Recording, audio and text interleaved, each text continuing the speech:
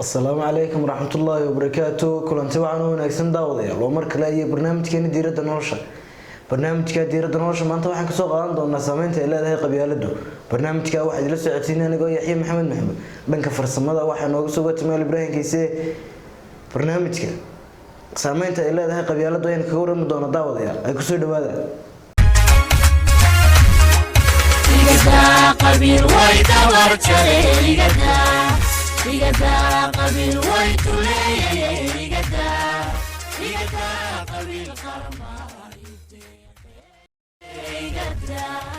qabyaalad qabiilaysa ama qoloqolaysi waa nooc ka mid ah midabta koorka waana marxaladda tiradada ay isku ururiyaan yimaadaan heshadaan taageeraan ama iskugu xidhan yihiin iyagoo xidhiidhka ka dhexeeya yahay hal qabiil kasoo wada jeedaan ama hayb wadaagaan kuwaasi oo daacad u wadanaha qabiilka isla markaana u hoggaansan danta beeshaas ama qabiilkaasi laguna colaadiyo oo lagu noocaydaha kale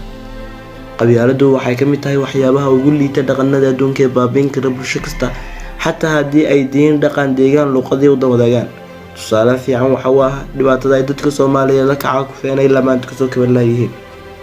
qabyaaladda waxaa ku adeegta qof aan isgaranayn cidda uu yahay aaminsaneyn inuu leeyahay awood dabiici ah oo ku gaari karo waxa uu rabo inuu qabyaaladda ku gaaro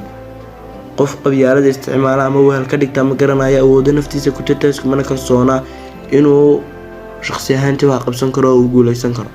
sida la wada og yahay mar haddii dadku diintooda ka run sheegaan ama caqiidadooda si fiican uga daadegto waxaa ka baxaya haraadiga aragtiyaha xun iyo qiimayntii khaldaneed ee wax lagu miisaami jiray qabyaaladdu waa hab Soomaalidu caadaysatay oo ay muddo dheer ku soo dhaqmayeen kaas oo lagu amaanayo qoys ama qabiil kalena lagu yeesayo laguna caayo oo lagu fogeynayo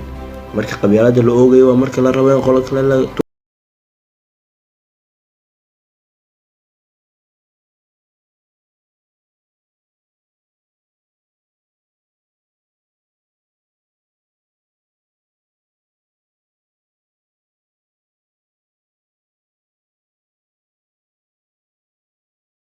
hagaag daawadayaal intaas waxay noogu ag barnaamijkii diiradda nolosha oo aan maanta kusoo qaadanay saameynta ay leedahay qabyaaladdu barnaamijka waxaa idila socodsiinaya anigoo Yaxya Maxamed Maxamuud dhanka kamarada waxaa noogu sugnaa Ibrahim Kiise inta barnaamijkan barnaamij lamada ku kulmi doono waxaan kaga tegaynaa fi amaanillah.